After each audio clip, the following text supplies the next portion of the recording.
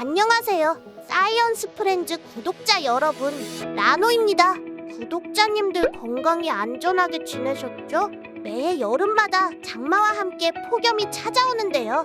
올해는 안타깝게도 폭우로 인한 농작물, 시설, 인명 피해가 상당했어요. 그러다가 또 살이 타는 듯한 더위에 열사병으로 힘들어하기도 하고요. 매년 심해지는 것 같은 폭염과 폭우? 이유가 무엇일까요? 이러다 정말 지구에 무슨 일이라도 생기는 건 아닐까요? 갈수록 심각해지는 기후변화. 우리는 어떻게 대응해야 할까요? 교수님께 여쭤볼게요. 교수님 나와주세요. 안녕하세요. 서울대학교 국제대학원에서 지속가능 발전학을 가르치고 연구하는 윤세미 교수입니다.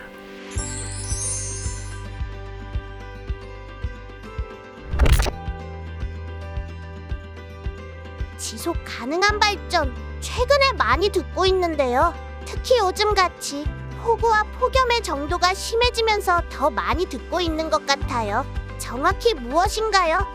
지속가능 발전학이란 경제 번영과 자연환경 보호를 추구하면서 어떻게 하면 누구도 소외되지 않는 발전을 할 수 있을지 해결책을 찾는 실천적 학문입니다. 특히 요즘같이 폭염, 폭우 등 심각한 기후변화 역시 지속가능 발전을 위해 해결해야 하는 문제 중 하나이고 해결을 위해 열심히 연구 중입니다. 정확히 어떤 연구들을 하셨는지 궁금해요. 지속가능 발전학은 우리 피부에 와닿는 이슈들을 다루는 실천적 학문이기 때문에 현장 파트너와 데이터를 사용하여 주로 연구하고 있습니다. 박사과정 동안 에티오피아, 말라위, 베트남과 인도를 방문하며 신흥국 저소득층의 삶을 직접 목격하면서 에너지 접근성에 대한 연구가 절실하게 필요하다는 것을 깨달았습니다. 대부분의 고소득 국가들은 화석 연료 기반 에너지 시스템이 지구 온난화를 초래한다는 것을 알지 못한 채 경제 발전의 요소로 사용했는데 다행히 열대 지역의 국가들은 높은 신재생 에너지 잠재력을 갖고 있어요. 하지만 접근성과 경제성의 정도가 국가마다 달라서 연구가 필요합니다. 기후변화, 바로 그게 오늘 제가 교수님을 찾은 이유예요. 최근 심한 폭우로 피해본 지역과 사람들이 많았잖아요. 그러다가 또 갑자기 40도 육박하는 더위에 바깥 활동이 힘들어지고요. 우리나라의 여름이 원래 이랬나요?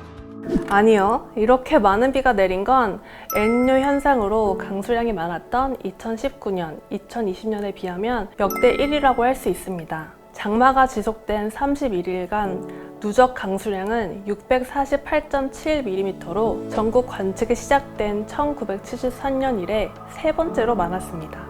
세 번째요? 그러면 그보다 더 많이 온 적도 있네요. 그러면 왜 강수량에 집중하는 거예요?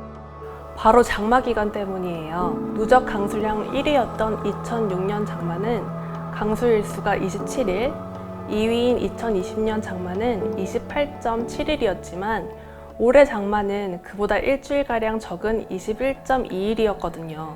그런데 여기서 주목할 것은 바로 강수일 대비 강수량이에요. 2019년과 2020년에 비하면 총 강수량은 적지만 강수일수 대비 강수량은 30.6mm로 25mm 안팎인 다른 두 해를 압도한 것이죠.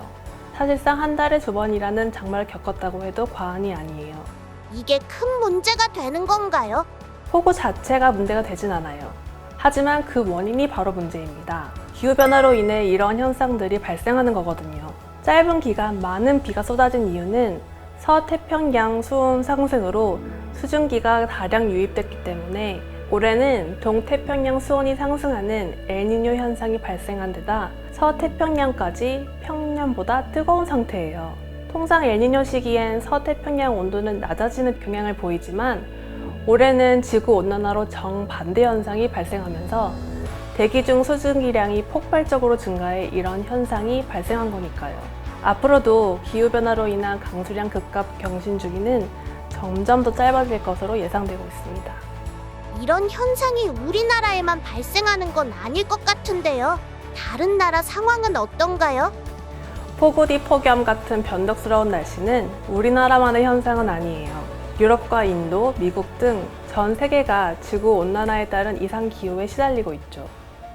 외신에 따르면 최근 세계 이웃은 기후변화 여파를 피부로 느끼고 있습니다. 올해 유럽과 미국은 기록적인 폭염에 시달리고 있고 작년 여름 파키스탄은 몬순 시즌의 6월 홍수로 인해 나라의 3분의 1이 잠기고 1,300명 이상이 사망했습니다. 그중 거의 460명이 어린이였어요. 또한 세계 곳곳이 역대급 폭염에 시달리고 있습니다. 이탈리아 수도 로마의 기온은 41.8도를 기록하기도 했고 중국에서도 45도를 넘은 도시들이 있었습니다. 그리스 로도스 섬도 49도를 치솟았습니다. UN 기상청에 따르면 지금까지 유럽 최고 기온은 2021년 시칠리아 섬이 기록한 48.8도입니다. 이런 이상 고온과 기록적인 폭우 같은 기후 변화가 전 세계적으로 발생하는 이유가 궁금해요. 바로 지구 온난화 때문이에요. 혹시 라노 지구 온난화가 뭔지 알고 있어요? 알고 있죠. 산업혁명으로 인해 인위적인 온실기체가 증가하여 지구 표면의 기온이 상승하는 거잖아요. 맞아요. 산업혁명 이후 다양한 산업군에서 발생한 이산화탄소가 급격히 증가하면서 지구에서 외부로 방출해야 하는 에너지의 일부를 막아버린 거죠. 그렇다 보니 지구가 뜨거워지고 바로 다양한 기후 변화들이 생기기 시작한 거예요. 구체적으로 어떤 변화들이요? 기온 상승으로 인한 해양 수증기 증가로 빙하와 빙상이 녹아내리는 거죠. 북극곰이 빙하 위에 아슬아슬하게 올라가 사진 많이 봤죠? 또 지금 우리나라뿐 아니라 미국, 유럽 등 많은 나라가 괴로워하고 있는 폭염으로 인해 열대성 질병 확산 및 사막화가 야기되고요. 지구가 뜨거워지면서 해수 온도 상승과 엘니뇨, 라니뇨 현상 빈도가 증가하게 되죠. 해충도 늘어나요. 때문에 생산량이 감소하고 전 지구적 식량난이 발생하게 돼요. 결국 우리 세상은 후세대에 물려줄 수 없는 세상이 될지도 모르는 것이죠. 그럼 이 문제를 어떻게 해결할 수 있나요? 기후변화의 원인인 지구온난화를 막아야겠죠. 그러기 위해 국가적으로 또 개인적으로 많은 노력이 필요한데요. UN에서는 지속가능 발전 목표 17가지를 세우고 이를 달성하기 일환 중 하나인 기후변화와 지구온난화에 대한 구체적인 대책을 세우고 있어요. 지구온난화를 해결한다. 구체적인 해결 방안이 있을 것 같아요. 가령 친환경 에너지를 개발한다던가요. 과학적으로요. 그럼요. 바로 전에 출연하셨던 한국과학기술연구원 에너지저장연구센터 이민아 박사님이 연구 중인 2차 전지나 현재 많이 대중화된 태양광 패널 등이 바로 그거예요. 저 역시 기후변화 대응 및 감축 전략인 태양광 제품에 대한 여러 가지 평가를 인도에서 사회적 기업과 함께 진행한 바 있습니다. 한국에 사는 우리는 에어컨이 설치된 공공시설을 쉽게 이용할 수 있지만 전 세계에는 아직 집에서 전력을 사용하지 못하는 사람이 7억 명이 넘습니다. 전력망이 설치되지 않은 마을에 어떤 제품에 대한 수요가 높은지, 인식이 높은지 연구하여 어느 정도의 시장 가격 형성에 필요한지, 보조금은 어느 정도가 적합한지 분석했고, 이런 연구들은 그 사회적 기업이 여러 국제기구와 정부에 보고하는 데 도움이 되어 인도 정책 입안에 도움이 되기도 했습니다. 그 외에도 기후 변화를 해결할 수 있는 기술들이 실제 삶에 적용되기 위해 지속가능 발전학 분야 연구자들이 어떤 노력을 하고 있나요? 기후변화에 대응하기 위한 방법은 크게 온실가스를 감축하거나 기후변화에 대한 위험에 대비하고 기회를 최대화하는 적응 전략이 있어요. 신재생 에너지 사용뿐만 아니라 분리수거, 재활용 등이 감축 전략이라면 범람지역 기반시설을 이전하거나 하수 정비, 고효율 단열재를 활용하는 적응 전략도 취할 수 있습니다. 이와 같이 각각의 도시, 마을, 국가 차원의 맥락에서 고려할 수 있는 기술들에 대한 접근성을 높이는 방안에 대해 연구하고 효과성을 평가하는 연구를 하기도 합니다. 그러나 본질적으로 기후위기는 공유지의 비극을 초래할 수 있는 사례입니다.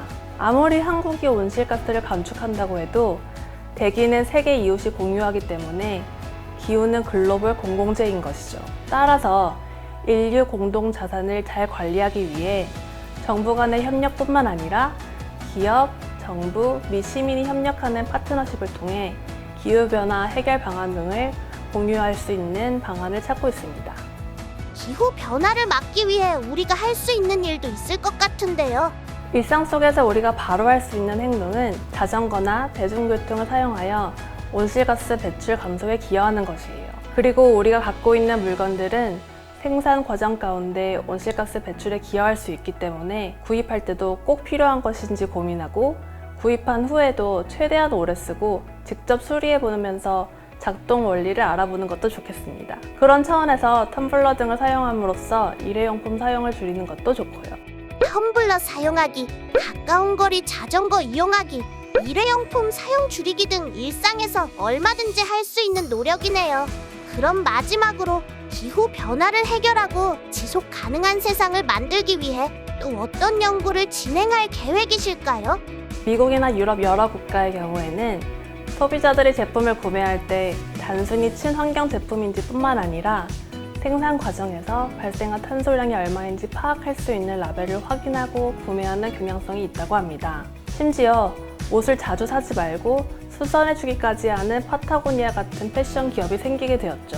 정부의 기후변화 정책이 시민들의 요구를 충분히 반영하지 못한다면 소비자의 구매 취향이 기업의 활동에 영향을 끼칠 수 있다고 생각합니다. 최근 우리나라 환경부에서도 유기농이나 친환경 인증 마크뿐만 아니라 탄소 발자국 인증 마크 제도를 도입했는데 한국 시민들을 이에 대한 이해와 소비 패턴에 대해서 연구해 보려고 합니다. 사이언스 프렌즈 구독자님들, 기후 변화를 해결할 수 있는 작은 습관들을 하나씩 만들어 보는 거 어떨까요? 그럼 저는 여기서 인사드릴게요. 모두 안녕!